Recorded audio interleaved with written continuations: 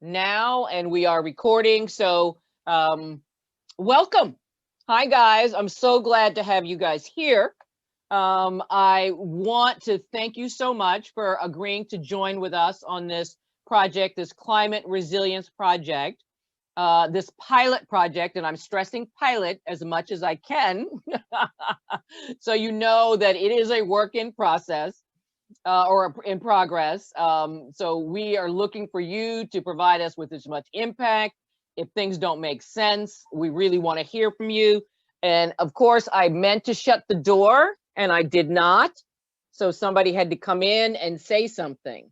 But you cannot. I have to talk to these people. Thank you. So once again, thank you again for joining us, and I'll get started. Thank you, Nathan. So real quick, I just want to do a couple of logistics. Once again, as I said, we are recording this presentation. We are going through this presentation straight through pretty much. And if you would not mind leaving your comments in the chat, just till we get through this 20 minutes of the presentation part of it, because we want to be able to share this one. But then we will have an opportunity to ask questions afterwards. So don't worry about that. Please use the chat. Tia will actually be looking at it to make sure that if there's any pertinent question that we don't get them. We will get a chance to do introductions. Good job. It's like I paid you to say that. And we will do. So in fact, let me make sure I've got my logistics set. So leave any comments in the chat. We are recording this. This is a pilot, so please give us some leeway as we go through this. Okay, so this project, this climate resilience project, is basically called Climate Resiliency Project, and the idea is that we are looking to engage and educate the community by creating an assessment tool that looks at, an assessment tool and a response plan that looks at climate change and vulnerabilities. It was made in part from a generous donation of our PEPCO Sustainabilities Communities Grant, and we're really happy for that. Next slide. Next slide. Oh, there we go. Before we begin and do introductions and look at the agenda, I want to thank our friends at Audubon Naturalist, who at the Natural Latino cued me into the Jimenez principles for democratic organizing, which I think are really good, and we're going to try and fulfill these goals as we go through. I'm going to go real quick through them. I think we guys have hopefully you've seen them before. We're going to be inclusive. Every voice gets to be heard. We are emphasizing the bottom up of this organization. It's really important that the community help us. It's not for us to tell you what to do. It's for you to help us make this project successful. Let everybody speak for themselves. I always like to use that term, mansplaining. There is no mansplaining going on here. Okay, let people say what they have to say. Let them speak for themselves. If they need to take 2 or 3 times to say it, that's okay. We want to really hear from everybody. We're going to work together in solidarity and mutuality to accomplish our goals. I hope we will continue to build relationships within and outside of this group, because I think the commitment to self-transformation is going to be key, as that we hopefully, I know I will, I'm expecting, as we listen to voices, that we will actually be able to adapt to change and modify. So I just wanted to bring those out. Next slide. All right. So on the agenda, we have introductions, and I am going to, because I can see you guys in my list, I'm going to start. I'm just going to ask you to tell us who you are and what you think brought you here. That's it. And I'm going to go down my list with you guys, stakeholders first, and then we will go into the team members. All right, so Roberto, how'd you know you were first? Oh my goodness. Okay, well, who brought me here? It's easy. Wendy brought me here. So that's That's like settled. Humberto Rodriguez, director of the Silver Spring Regional Area, one of 5 regions in the county. In Silver Spring, we're mostly south of the Beltway, which is a rather one of the county's densest areas. And we also include the Four Corner neighborhoods, and we include a bounty of really amazing natural resources, and we have a good community down here, very interested in this topic. So looking forward to being part of this. Thank you. Louisa, I love it. We're keeping in the services center. Yeah, well, I have to ditto. When Wendy asked me to do something, I'm there. Because she's been there a lot for me when I've needed and asked. So that's why I'm here. And also just absolutely interested in this notion of, climate resiliency and what does that exactly mean? I hope I'm going to learn more about that. So I'm Luisa Montero Diaz, and I'm actually Humberto's counterpart in the middle part of the county, Mid-County. My title is Mid-County Area Office Director. And Mid-County goes from basically where Silver Spring stops at the Beltway and Georgia Avenue. And we go north of that through Wheaton, Forest Glen, Wheaton, through Glenmont, through Aspen Hill, through Olney, through Brookville and Sandy Spring, all the way to the Howard County line. So it's a fairly large part of the county, right in the middle part of the county. And then also within that, of course, there are many different neighborhoods, a very diverse area. And it includes Wheaton and the Wheaton Urban District, which is kind of its own thing. It's one of the commercial centers, along with Silver Spring, Bethesda, Rockville, Germantown in the county. So that's me. Thank you. Cool. Thank you. And I got Denise next. Great, thank you. I'm Denise Guiteva, and I'm the Maryland Conservation Advocate for Audubon Naturalist Society. And of course, like Lisa and Humberto, I'm here because of Wendy, but also because Wendy has always been there for, and the OMG team has always been there for AMS. So we're like mutual partners. So of course, we're honored to be here. And in particularly, my work has been around trying to engage Latinx families in the Long Branch, Silver Spring area in what is like water quality education and outreach, and also trying to, in general, do more outreach to both Latinx and African American communities in the DMV region through our 2 champion conferences, Taking Nature Black and Natural Latino. So I'm really thrilled to be part of this group and learn more about this amazing project. Sounds good. All right, Dahlia, that's you next. Oh, yeah. Hello, everyone. Like just 1 second. Okay. Hi, everyone. This is Dalia Madi. I'm an environmentalist. I have a master's in ecosystems management, and I've been working in the field of conservation for more than 15 years. Actually, I recently established an online community-based platform called Commons Connect, which aims to link local communities with sustainable means of conservation and sustainable rural development approaches. And I I'm here through Wendy. I joined Montgomery Green as a volunteer, subject matter expert volunteer, and I'm happy to be a part of this climate change project committee. So hopefully I'm gonna be able to feed with my expertise to all of you and to collaborate later as Commons Connect also. Thank you. Thank you. Tia, that makes you next. Hi, everyone. I'm Tia. I am responsible for the admin and operations for OMG. I'm one of Wendy's big 3 new hires from last year with Rissa and Nathan. I am responsible to trying to keep the day-to-day operations functioning and going. So any questions and comments or logistics, feel free to comment to me or to come to me, and I'm happy to get it on the schedule. And as for why I'm here, Wendy told me to, so I am here. I didn't know I had all this power. You do. Maybe I'll have to abuse it.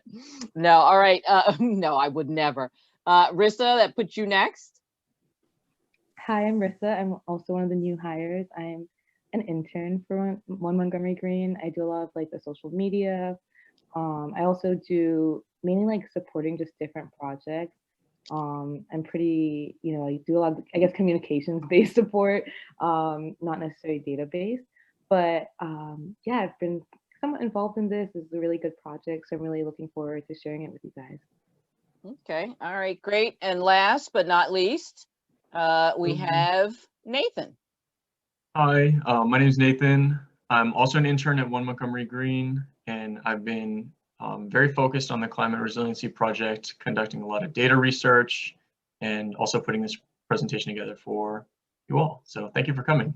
All right, cool. All right, so before Nathan runs the presentation, I do want to make sure, and I did just gloss real quick on the actual project. So before I talk about our partners and let them go, let me make sure you understand what makes this project slightly different than any of the others. So as I said, the project's goal is to engage and educate the communities by creating an assessment tool and a response plan that addresses climate change, vulnerabilities, resilience, and adaptation. What makes it different is that we are engaging key stakeholders in the community, that's you guys, in the beginning of this process. The assessment tool will be in the language of the community we're working with. So this pilot, we're focused on the Latinx community. So we are going to make sure that even this presentation will be translated in Spanish, okay?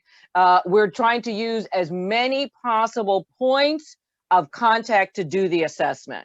We're going to be talking about sort of the whys and wherefores here, but when we actually go out into the community with this assessment tool that you guys will help us create, we're going to use as many avenues as possible to reach the community. COVID, of course, has changed what that looks like, but it still is not going to stop us. We're going to engage with our partners, other resources, our neighbors, our friends to get this out. We have luckily some other resources that are going to help us with the data component of that, which we'll talk about later on as we go. Collaboration with other groups and agencies. We plan to create a response plan that includes mitigation and adaptation strategies. I love using these big words, and we'll talk more about that. But the general goal is to empower the community to minimize the impact and recover more rapidly from the effects of climate change. We hope at the end that we will have created, even if it is a little core leadership group, that would continue this work. We want this to be sustainable. Our goal here is to help the community, not necessarily lead the community as we do that. So real quick before Nathan begins, I think he is getting ready. I want to highlight some of the partners we have on board right now. We're happy to add more names, and I know we will as we go through, but right now the Department of Environmental Protection and the Latin American Youth Center have already got on board to help us, as we implement this program. All right, so I think I've said it. I think, Nathan, are you ready to tell us about sort of where we are and why we're here? Yes, of course. My Zoom office is my living room, so my family is running around, but we're going to work with it. Thank you, Wendy. So as Wendy said, the main goal of this project is to develop resilience and mitigate vulnerability at the community level. And so we're taking a lot of our language and our themes from Dahlia's project that she did in the Mediterranean, working with agricultural communities and building resilience over there. And so that's where we got this hierarchy. So when we are talking about building resilience, we're focusing on increasing the adaptive capacity of the community. So in other words, increasing the resources that the community has to fight back against a negative stressor. A good way to think about it is on a hot sunny day, the sun shines down on the entire community, but certain people are more prone to sunburns, and certain people have to go out in the sun more than others.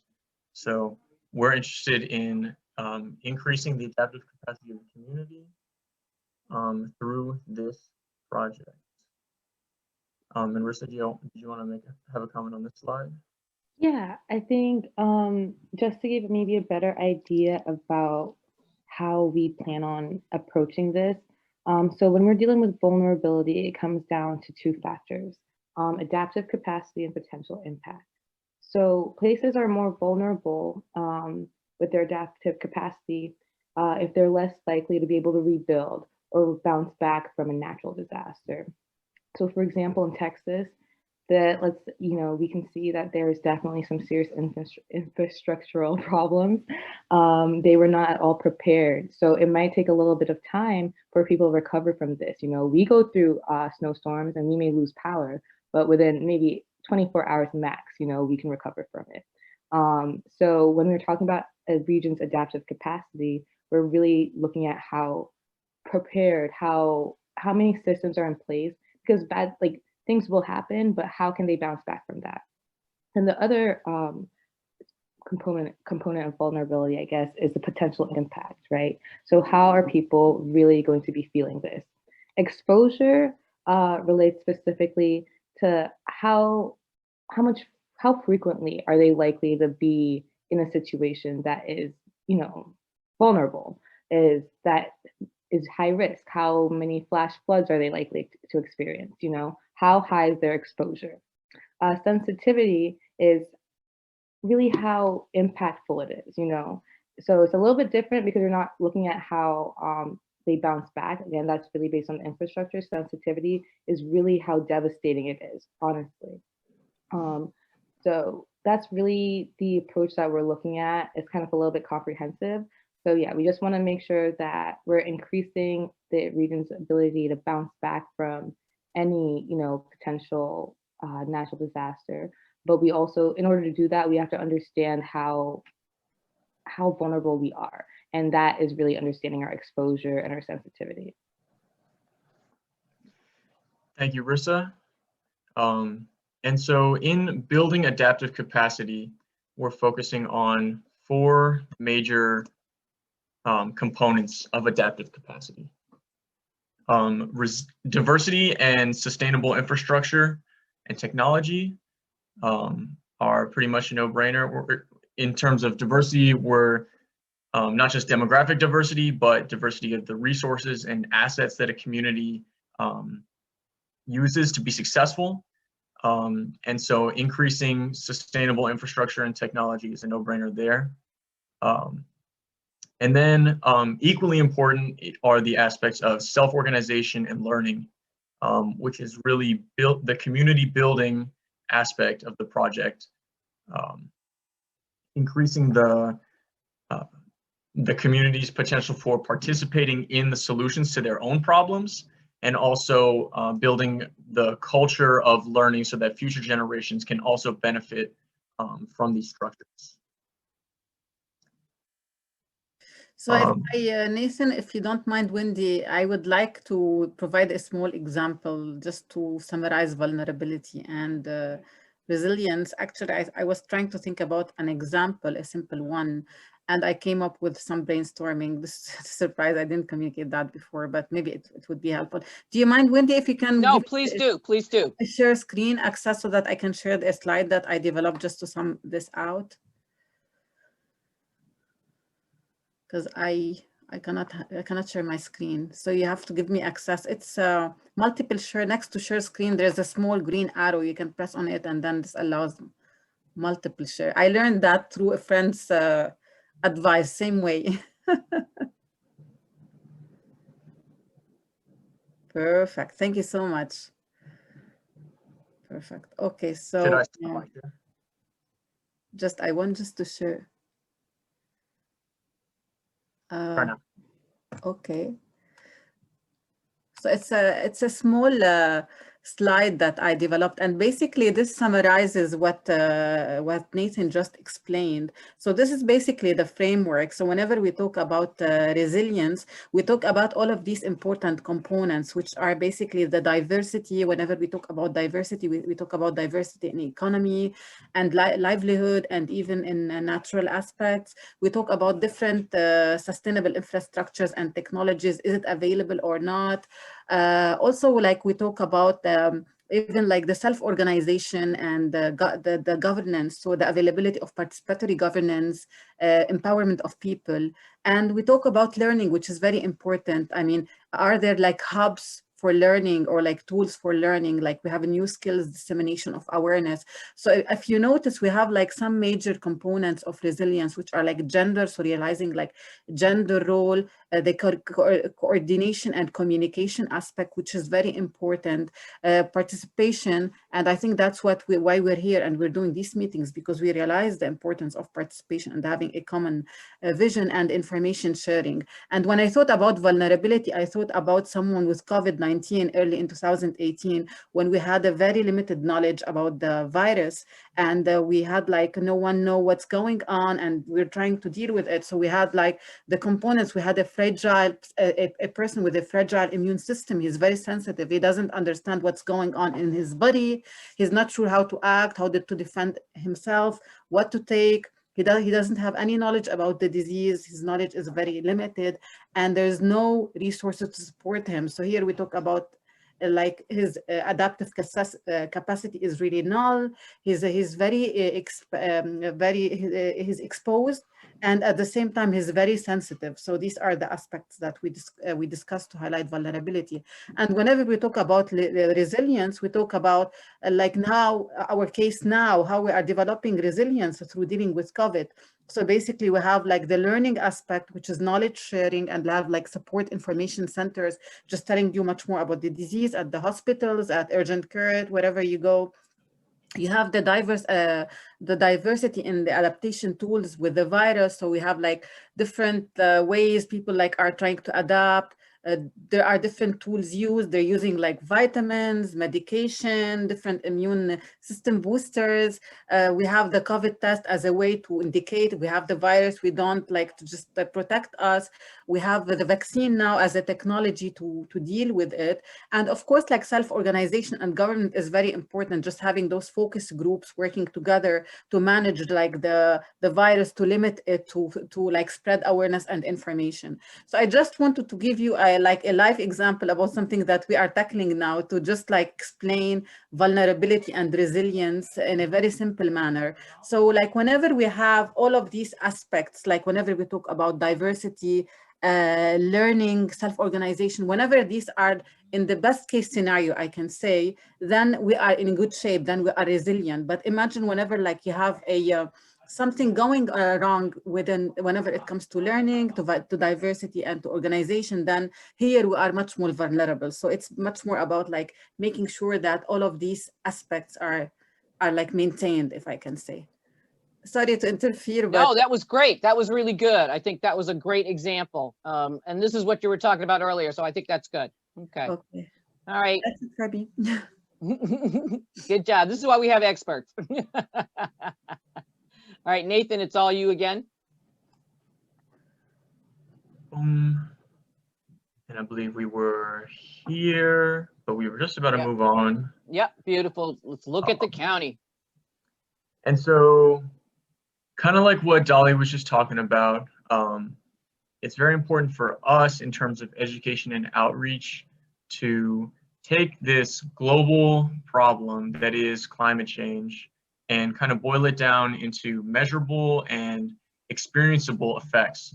So the number one effect on our list are the occurrence of extreme weather events that could be exacerbated by climate change. We touched on the situation in Texas. We've all seen the headlines of increased hurricanes and tropical storms in the Caribbean and the East Coast. So this national problem is also here in Montgomery County, as you can see from this chart that we made from data from NOAA's storm event database, just tracking torrential rain, extreme heat, tropical storms, and their occurrence over the past 20 years. And as you can see, the trend is rising.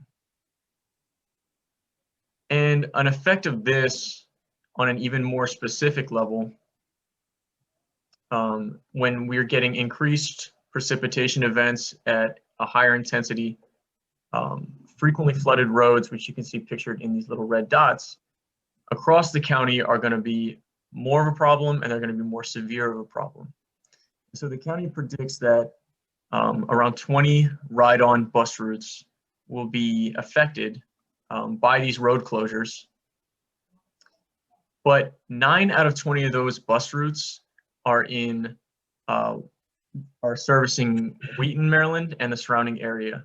So this countywide problem, over nearly half of the impact is being felt in Wheaton, Maryland, not only in Wheaton, Maryland, but that's an area of higher social vulnerability, according to the CDC. In terms of vulnerability, it's not just transportation. People's jobs, if they're taking public transportation to work, to school, to the hospital, it's all going to be affected. Additionally, when we're talking about the #1 industry in that area, which is educational services, healthcare, and social assistance, where we see over 12,000 people are working in that industry, the effects of climate change will be felt there as well. As children who maybe have asthma are seeing increased hospitalizations due to higher heat events, healthcare workers under higher stress because there's more extreme weather event related hospitalizations, social assistance if you're working in an assisted living facility for elderly people, if it's crazy hot outside and the air conditioning units in the facility are failing, all these industries are going to be affected. And so we just want to show that this extremely large scale problem is having disproportionate impacts, especially in the Wheaton area and the surrounding area. You can see this is the CDC's vulnerability index, where you can see the counties ranking in orange and Wheaton and the surrounding areas ranking in red. And it's clear from this chart that the vulnerability to really any large scale negative stressor, but in this case, the effects of climate change, it's disproportionately affecting areas like Wheaton, where the socioeconomic vulnerability is high, the vulnerability based on household composition is high, transportation and housing is high, and most importantly for our purposes is minority status and language. So not just minority status, but also maybe if English is not your first language, or you're less than proficient in English, and your access to information, like Dahlia mentioned, is limited because of that. So most plans for building resilience fall under the category of impact-specific planning, where the problem is identified, who is vulnerable is identified, and then solutions are developed and implemented. Now, this is a great method. It works. The county recently released a, as you know, climate action plan with a ton of impact-specific initiatives, with infrastructure plans and things like that. But we believe that it's extremely important for the other elements of resilience, the self-governance, self-organization, and the learning aspects to be involved as well. So we plan on building social and ecological resilience by asking the same first two questions: what is the problem? Who is vulnerable? But then we want to ask, what do those people think? What's the community's opinion on the issue? And where do they stand on their priorities? So that we can collaborate with the community to develop and implement those solutions, and also to develop the leadership and the culture that will cause the community to become more resilient in the future, and self-sufficient in the future. And just for the nuts and bolts of the actual project, we're looking at it in 2 phases, like Wendy mentioned. First is the development of the assessment tool, which will go in and engage the community, assess the community's knowledge, and identify communities' priorities, and not just their priorities on what assets and resources are the most important to them, but also in terms of developing a solution, what is the most, what are some solutions that they would support and would be willing to contribute on. So that's the first major part of this project that we're asking for you all's help on is developing this assessment tool.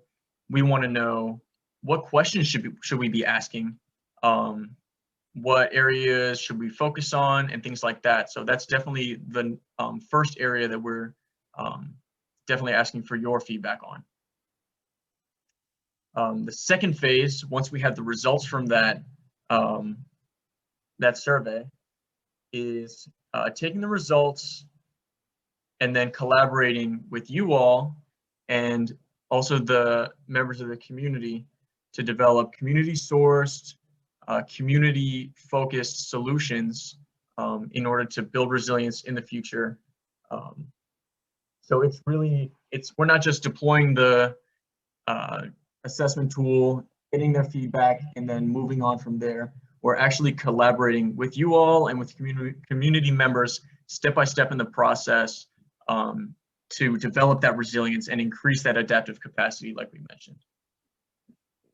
So that's it for me. Thank you all for listening. If you're interested, we're going to send out this presentation. And so you can access the sources for the tables from this on this slide here. So that's it for me, and I'll send it back over to you, Wendy. Thank you so much. Beautiful. That is great. Awesome. And I saw a bell came in real quick. I'm going to before open it up to questions, but I do want, can you give us a quick introduce yourself, say hello? Abel, here we go. Hello, everybody. Abel Olivo with Defensores de la Cuenca. We work to connect Latinos and Spanish speakers to watershed-related issues, growing knowledge around various topics through engagement, events created specifically for the Latino community to participate in, and we work to develop leadership skills, all with the idea of growing a Latino-led network of individuals and organizations to continue to invite more folks to participate. Love it. So exciting and so glad you're here. So I'm going to open it up to questions. We have about 20 minutes left. I'm sorry you missed a part of the presentation, but we are recording it, so you'll be able to see it again. But I suspect you know a little bit about the impact of climate change. So I feel pretty comfortable, you know where we're going. Comments, questions. I saw Denise had one to talk about some of when we were talking about transportation and the bus routes, and particularly the ride-on bus. Did you want to make a comment on that as well? Yeah, sure. So I was just kind of noticing that when Nathan was showing the map, that it kind of just, I was really curious, and perhaps this is something that you can look at further down in your research, that it's also areas where there's a lot of like high impervious surfaces and not enough like on-site filtration. So that could also be the root cause of why we are predicting flooding and hence impact to these bus routes on the map. So it was just kind of a comment / suggestion. No, but I think you make a good point. You know, I think we're going to start to see some of these things, but one of the things I like about this project is the focus is, you know, is not to utilize the words climate change per se, but when we talk about the flooding and the impact on the bus route, that is something that I, as a person, if I want to take the bus to go to work, to go shopping, then that really does make an impact on my life and the quality of my life and what I'm able to do. And that's why we really want to break down this project so that it really does get down to that level, so that it is talking about, you know, things that are affecting my community, my neighbors, me personally. Yeah, Luisa. Yeah, I just wanted to thank you, Nathan, and Dahlia too, and everybody. That was really interesting. I took some notes. Wanted to just clarify for me, and sorry if I'm showing my ignorance, but I understand sort of phase one being the development of an assessment tool, and basically what you're doing is utilizing the strategies from the get-go of really engaging, participatory, et cetera, democratic, so organizing to do that.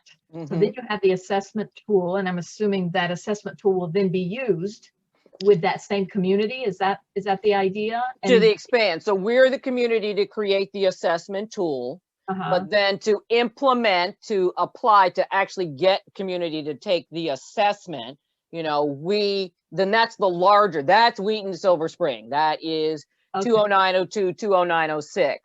With the help of partners like LAYC, some of the climate ambassadors that DEP put in, used last summer, volunteers, and they will be paid volunteers.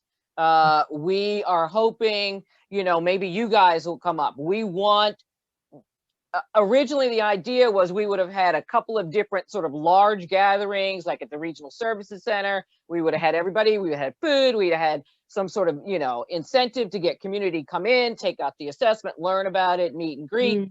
Well, that's not happening. So we are looking at other ways to go out. But our idea is that, community members would go out into the community and help get people answer this questionnaire, if it looks like that.